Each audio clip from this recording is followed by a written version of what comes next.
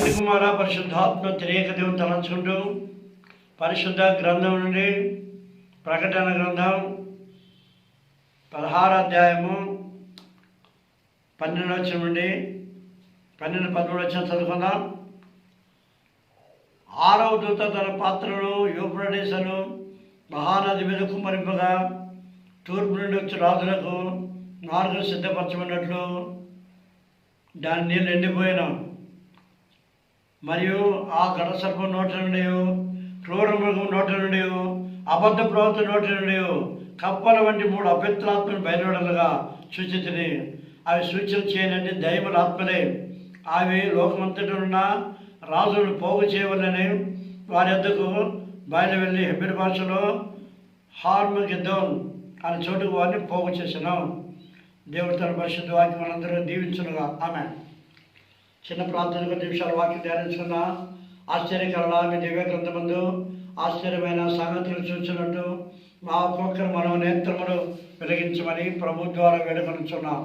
ఆమె ప్రియమైనటువంటి వల్లరా, ఈ దైవత్వం సాధారణత్వం అని మరి నేను నేర్చుకుంటున్నా.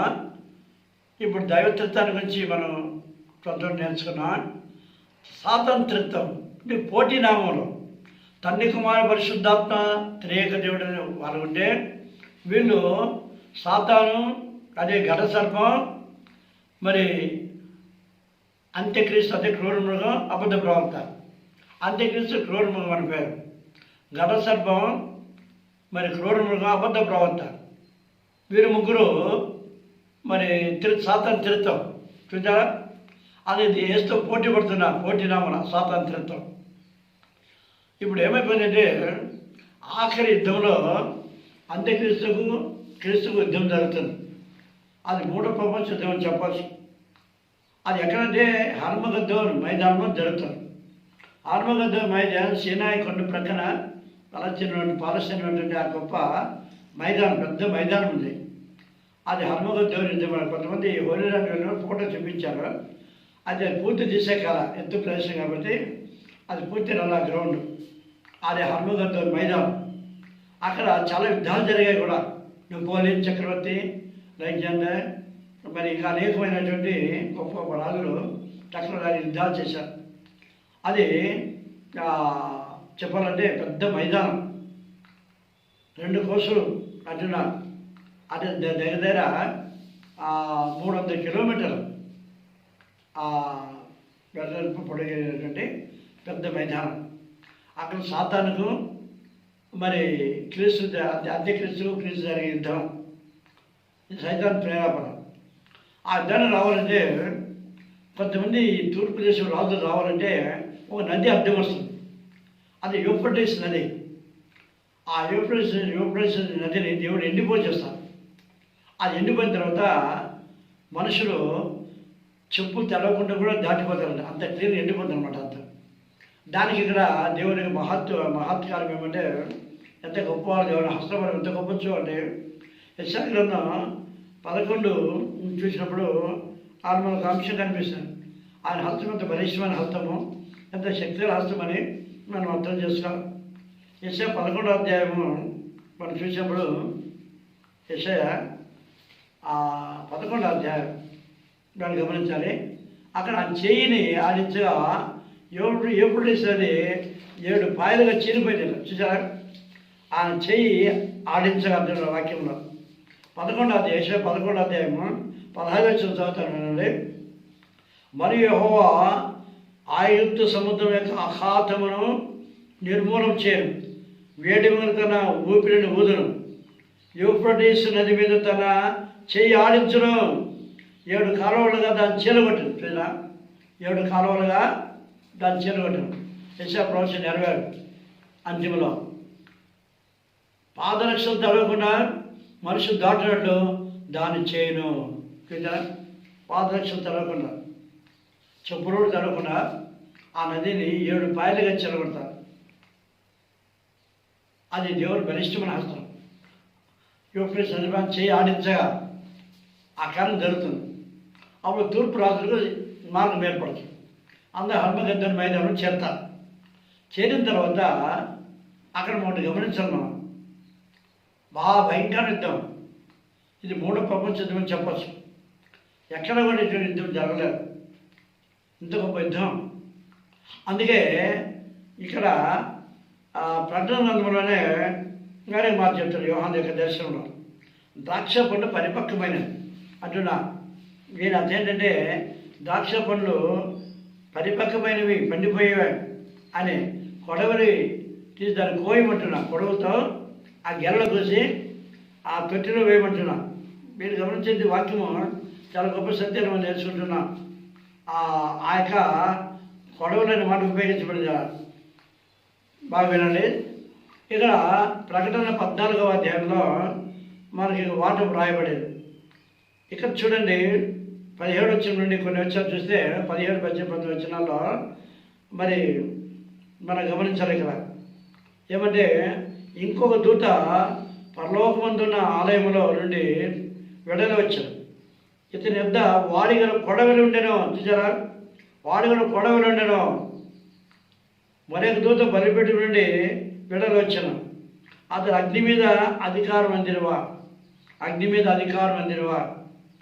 అదే దేవుడు అగ్ని పైన కొంత అధికారం ఇస్తుంది దేవదూతలు. జరగని తెలియని వారు అగ్నిదేవుడు అంటారు, అది తప్పు. ఇది దేవత అగ్ని మీద అధికారం కలిగినటువంటి వా.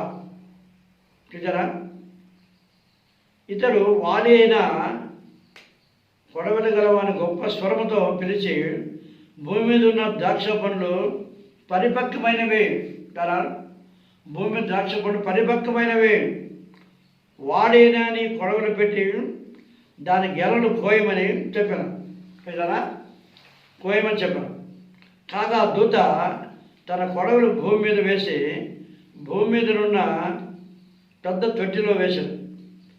ఆ కొడవలు భూమి మీద వేసి భూమి మీద ఉన్న ద్రాక్ష పండు కోసి దేవుని ద్రాక్షల తొట్టి, దేవుని కోపమును ద్రాక్షల పెద్ద తొట్టిలో వేశాడు. దేవుడు కోపమైన ద్రాక్షల పెద్ద తొట్టిలో వేసి ఆ కాయ ఆ ద్రాక్ష తొట్టి పట్టణములకు వెలపల తక్కబడను. చూసారా, ద్రాక్ష పట్టణములకు వెలపల తక్కబడను. 100 కోసులు దూరము గుర్రముల కళ్ళే మట్టుకు ద్రాక్ష తొట్టి నుండి రక్తం ప్రవహించాపా. ఎంత భయంకరమైన యుద్ధం అని. చూసారా, 100 కోసులు దూరం దూత ఆ ద్రాక్షలు పరిపక్వమైనవి, దాన్ని కోసి ఆ తొట్టిలో, అదే దేవుని ఉగ్రతని తొట్టిలో పడవై. చూసారా, వాడే కొడలు దాన్ని గెలలు కోయమని చెప్పాను. కాగా దూత తన కొడలు భూమి మీద వేసి భూమి మీద ద్రాక్ష పండు కోసి దేవుని కోపమని ద్రాక్షలు తొట్టి, దేవుని కోపమని ద్రాక్షలు తొట్టి పెద్ద తొట్టిలో వేశాడు. ఆ ద్రాక్ష పట్టణం వెళ్ళబోతు తక్కబడేది. అంటే ఆ ద్రాక్ష పరిపక్వమైంది, మానవ పాపం పండిపోయిందని అర్థం. పరిపక్వమైంది. ఇక దేవుని కోపాన్ని సహించలేక వాటిని ద్రాక్షాల గెలను కోసి తొట్టి వేయమన్నా. అది ఊరి వెళ్ళబోతు తక్కబడిన తొట్టి అనగా అది మైదానం, ఆత్మగద్దరు మైదానం పెద్ద తొట్టిగా పోల్చాలి. అది తొక్కబడినట్టున్నా తొట్టి వేసాను. ఆ ద్రాక్ష పట్టణం వెళ్ళబోతు తొక్కబడినాను అంటే ప్రభుత్వం తొక్కేస్తున్నారు వాళ్ళు. 100 కోసుల దూరము గుర్రముల కళ్ళ మటుకు ద్రాక్ష తొట్టిలో నుండి రక్తం ప్రవహించారు. గమనించారా, 100 కోసుల దూరం గుర్రాల కళ్యాణ వరకు. గుర్రాల కళ్యాణం ఎంత ఉంటాయి, మనం గది దానికంటే మీ గది ఇంట్లో గుర్రం చాలా పెద్ద ఫ్యాన్ అంత ఉంటుంది గుర్రం. అట్లా తలెత్తితే అది రూపు తగులుతుంది. అంత పెద్ద గుర్రాలు, యుద్ధ గుర్రాలు, మామూలు జట్కా గుర్రాలు కాదు, జట్కా పండు గుర్రాలు అది కాదు. యుద్ధం చేసే గుర్రాలు చాలా పెద్దవి.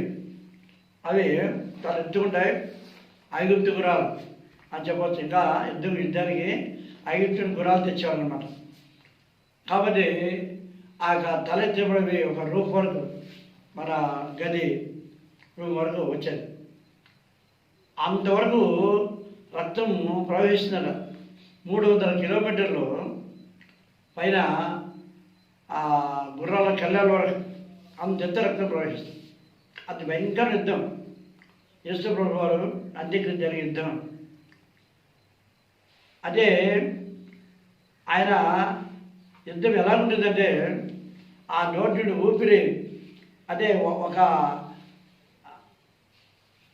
వారే ఆ ఊపిరి ఊదినప్పుడు ఆయన వాళ్ళకు వారే యుద్ధం చేసుకుంటారట. చూసారా? మరి గమనించినప్పుడు పేర ఆ నోటి నుండి వాడిగల ఖడ్గం మాట గమనించాలి మీరు. ప్రకటన 19:16 వచ్చి చూచాడైతే జనములను కొట్టుడికై ఆ నోటి నుండి వాడిగల ఖడ్గం ఒకటి బయలు వెలుచున్నది. వాడిగల ఖడ్గం అది రెండంచెల ఖడ్గం, వాక్యమే అర్థం. ఆయన ఒక్కసారి మాట సెలవు, అది ఆయన యుద్ధం. ఆయన అందరూ యుద్ధం చేసేవాడు కాదు. ఒక మాట సెలవిస్తే వాళ్ళు నరుకొని వస్తారట శత్రువు. చూసారా? అది ఆయన యుద్ధం. ఎంత గొప్ప దేవుడు మా గమనించండి. తను భయపడక్కర్లేదు. మా దేవుడు గొప్ప దేవుడు. ఆయన ఒక మాట సెలవిచ్చిందంటే వాళ్ళకి అంత స్నేహితులైనప్పుడు కూడా వాళ్ళని నరుకొని వస్తారట. అది హనుమకొండ యుద్ధం. ఆ యుద్ధంలో వాడగల ఖడ్గం బయలుదేరినాం. అది రెండంచెల వాడగల ఖడ్గం. హెబ్రీ మనం చూసినప్పుడు 4:12 రెండంచెల వాడగల ఖడ్గం అని రాయబడింది అక్కడ. అది మనిషి హృదయములో దూరి ప్రాంతంకెళ్ళి విభజించినట్టు దూరుతూ మనిషి హృదయం శోధించాలని అంటున్నారు. చూసారా? కాబట్టి ఈ రెండంచెల వాడగల ఖడ్గమైన దేవుని వాక్యం ద్వారా వాళ్ళందరూ హతులైపోతారు. అప్పుడు ఆ రక్తం ఎంతో ప్రవహిస్తుంది చెప్పండి. గుర్రాల కళ్యాణం మట్టుకు అంటే 300 కిలోమీటర్లు అంత గొప్ప యుద్ధం ఆలోచించాలి. భయంకర యుద్ధం. అప్పుడు ఆ రక్తం పైన మాంసాలు, గుర్రముల మాంసం, రాజుల మాంసం, అధిపతుల మాంసం, మరి శ్రీమంతుల మాంసం, వీటిని తినుటకు ఆకాశ పక్షులు ఆహ్వానిస్తున్నాం. దూత సూర్యబొమ్మ దగ్గర గమనించారా? 17 వచ్చారు. ప్రకటన 19:17 ఏం రాబడిందంటే మరి ఒక దూత సూర్యబింబంలో నిలిచి, చూసారా? ఓ దూత సూర్యబింబంలో నిలిచి అంటే సూర్యుడిలో నిలబడింది అన్నమాట అర్థం. ఓ దూత సూర్యబింబంలో నిలిచి అంటున్నా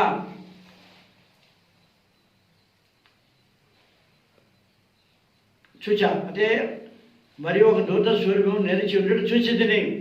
ప్రకటన చూసి రాసిన గ్రంథం. అనేక పుస్తకాలు 65 పుస్తకాలు పరిశుభ్రం రాబడిన గ్రంథం. ప్రకటన మాత్రం చూచి రాసిన గ్రంథం. చూసి రాస్తున్నారు.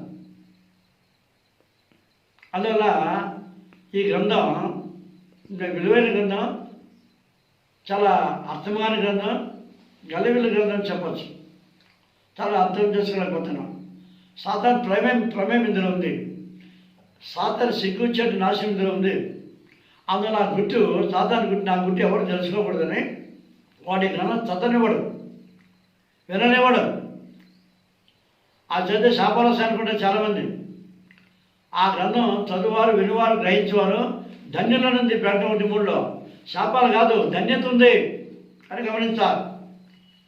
ఇది చాలామంది అర్థం చేసుకోలేకపోతున్నా. ఇది ఆఖరి దినాల్లో భవిష్యత్ గ్రంథం.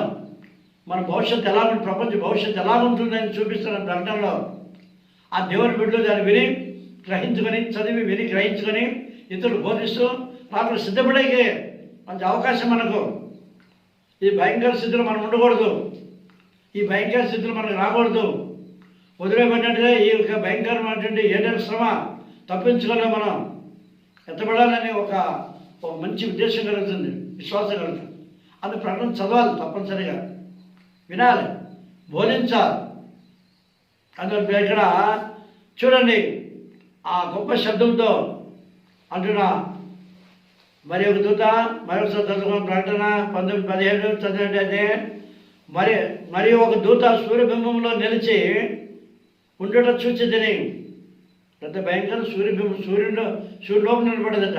అబ్బా, కోటి సూర్యప్రకాశం దేవుని చూడండి. దేవుని మహత్కార్యం అది. దూత అక్కడ నిలబెట్టి అది కాలకుండా, దూత కాలిపోలేదు. ఎంత అద్భుతం చూచారా?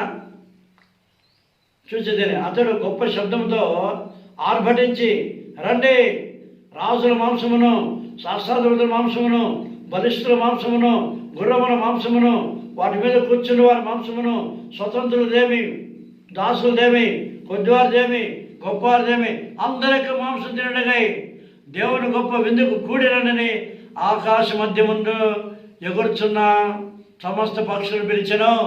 అబ్బా, ఆకాశం ఎగురుచున్న పక్షులు, ఈ గుర్రాల మాంసము, మనుషుల మాంసము, రాజుల మాంసము, అనేక సహస్రాధిపతుల మాంసము, కొద్దివారిదేమి, గొప్పవారిదేమి, అందరి మాంసము తేలాల్సినది.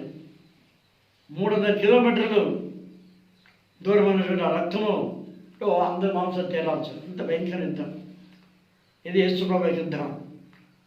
యుద్ధంలో నువ్వు పాల్గొంటావా? మనం ఉండకూడదు ఆ సమయంలో. కాబట్టి చాలా జాగ్రత్తగా ఉండాలి, కాగా సిద్ధపడాలి, లేకుంటే ఈ సమయం తప్పించడం మనం. అప్పుడు ఆ తేలాల్సిన మాంసం ఇంకేం చేసిందని తినేది ఎవరున్నాక ఆకాశ పక్షి పిలుస్తున్నా. ఇది చాలా జాగ్రత్తగా గమనించాలి. ఆకాశ పక్షులు అంటే అవి తినే ఇంకే ఎంత తింటేవి మిగిలిపోతుంది అంతా. అందువల్ల ఇప్పుడు మరి కొత్తగా కొన్ని పక్షులు కనిపెట్టారు. ఎవరంటే జేమ్స్ క్యారేజల్ అని పేరు. జేమ్స్ క్యారేజల్ అతను ఇప్పుడు కొన్ని పక్షులు ఆత్మహత్య మైదానం కొన్ని పక్షులు తీశారు.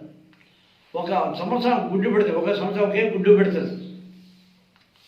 అట్లా ఎన్ని పక్షులు ఉన్నాయో ఒక గుడ్డు అత్తది, అవి మళ్ళీ పిల్లలై పెద్ద గుంపుగా తయారైపోతాయి. అవి మంచి జీర్ణశక్తి ఇచ్చారు దేవుడు వాళ్ళకి. వాటి పేరు మరి లాంగ్ లెగ్ బజార్డ్ అని పేరు. Long leg buzzard. అవి మాంసము, ఆ తేడా మాంసం అవి తింటాట. అవి కొన్ని ఒక్క పక్షి కొన్ని టన్నుల మాంసం తింటే దీని అర్థం చాలా ఆశ్చర్యం, నమ్మేసి సత్యం కాదు. కొన్ని టన్నుల మాంసం ఒక పక్షి తింటుందట. అదే దాని జీర్ణశక్తి ఎక్కువ తింటే అది అసలు ఏది లేదు. లేనట్టు ఉన్నవాడు లేనట్టు పిలిచేవాడు ఆయన, లేనివాడు ఉన్నాడే పిలిచేవాడు ఆయన. అది సమస్య సాధ్యం. ఆ మాంసం తినాలని సామాన్య పక్షులు తినలేవు, ప్రత్యేకమైన పక్షులు ఉండాలి. అవి ఎన్ని టన్నులు తింటుంటే జీర్ణమైపోతుంది వాడికి, తింటుంటే జీర్ణమైపోతుంది. కొంత చూస్తుంటారు మీరు, రోజుకి ఎన్నిసార్లు తింటారో. ఆకలి వచ్చి మళ్ళీ ఇంట్లో తింటారు, మళ్ళీ హోటల్ తింటా, ఇంట్లో తింటా, ఫ్రెండ్స్ పార్టీ మళ్ళీ తింటుంటారు.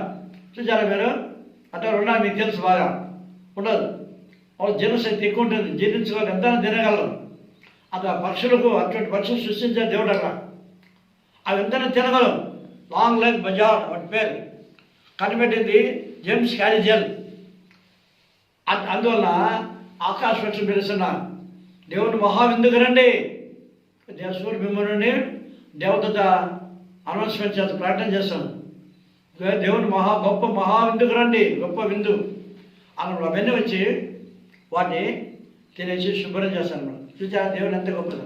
ఇది హర్మగతి యుద్ధం, ఆఖరి యుద్ధం, ఆఖరి మూడో ప్రపంచ యుద్ధం అని చెప్పచ్చు. ఇలా ఊరి వెలుపల, పట్టణ వెలుపల తక్కువపడింది. అదే యేసు ప్రభు మరి అంతే అన్న, ఒక ద్రాక్ష ఒక్కనే తగ్గి తిని అనే వాక్యం కనిపిస్తుంది. యెషయా 63 చూసినట్టయితే ద్రాక్షలు తొక్కిని ఒక్కనే తొక్కి తిని నాకెవరు సహాయం లేరు అన్నట్టుగా ఆయన మాట్లాడుతున్నా. ఆయన ఒక్కడే అనుమతి, ఇంకెవరు లేరు అనుమతి యుద్ధంలో ఆయన ఒక్కడే పాల్గొంటున్నా. మరి యెషయా 63వ అధ్యాయంలో మనం గమనించగలం. దేవుడు ఆవిడేదంటే రక్తవర్ణ వస్త్రములు ధరించి ఎదోము నుండి వచ్చుచున్న తెరవుడు. ఎదోమనగా ఎరుపు. ఇది ఎవరు తెలుసు ఆ పేరు? ఏసావుకు వచ్చిన పేరు. యాకోబు దగ్గర ఎర్రగా నాకు ఇవ్వనప్పుడు నీ జస్సత్ ఇస్తానన్నాడు కదా, జస్సత్ అమ్ముకున్నారు. ఆ ఎర్ర చిక్కుడాలు భోజనం తిన్నా. అది ఎదోమని పేరు వచ్చిందని అది కాను ఇంకా చదువుకొని 27 అధ్యాయం 25 అధ్యాయం. అంటే అందువల్ల ఈ యొక్క మరి ఎదోము నుండి వచ్చున్న ఇతడెవడు? ఎదోమను ఎరుపు శోభిత వస్తువులు ధరించిన వాడే, గంభీరముగా నడుచుచు వస్త్రాల నుండి బలాతేసి వచ్చుచున్న ఇతడెవరు? గీతను బట్టి మాట్లాడుతున్న నేనే, రక్షించు బలాన్ని నేనే. నీ వస్త్రం ఎర్రగా ఉన్నవేమి అంటున్నా, వస్త్రంలో ఎర్రగా ఉన్నవేమి, ఎర్రగా ఉన్నదేమి, నీ బట్టలు ద్రాక్ష గానుగను త్రొక్కుని వాని బట్టల వలె ఉన్నవేమి. చూసారా, ద్రాక్ష గానుగా ఊరి వెలుపల ఎనభై మైదానం తొక్కబడి అది ప్రవచనం నెరవేర్పు దగ్గర. చూసారా, నీ బట్టలు ద్రాక్ష గాను తొక్కుచుండు వాని బట్టలు ఉన్నవేమి. అప్పుడు ఆయన చెప్తున్నావు, ఒంటరిగా ద్రాక్ష గాను త్రొక్కి తిని జనములో ఎవడునో నాతో కూడా ఉండలేదు. కోపించిన వాడిని త్రొక్కి తిని, రౌతం చేసే వాడిని త్రొక్కి తిని, వారి రక్తము నా వస్త్రం మీద చిందినది, నా బట్టలని డాగులే. బా, ఎంత గొప్ప సత్యం, ఎంత గొప్ప ప్రవచనం నెరవేర్చాలి. ఆత్మగత్య ప్రవచనం, ఆత్మగత్య ప్రవచనం నెరవేరిపో ఆఖరణ కదా. ఈ సత్యాన్ని గుర్తెరిగి మహాబలాఢ్యుడైన ప్రభుని మనం, ఆయన బలవంతుడు రాజు ప్రభు వీరులకు వీరుడు శివుడు ఆయన.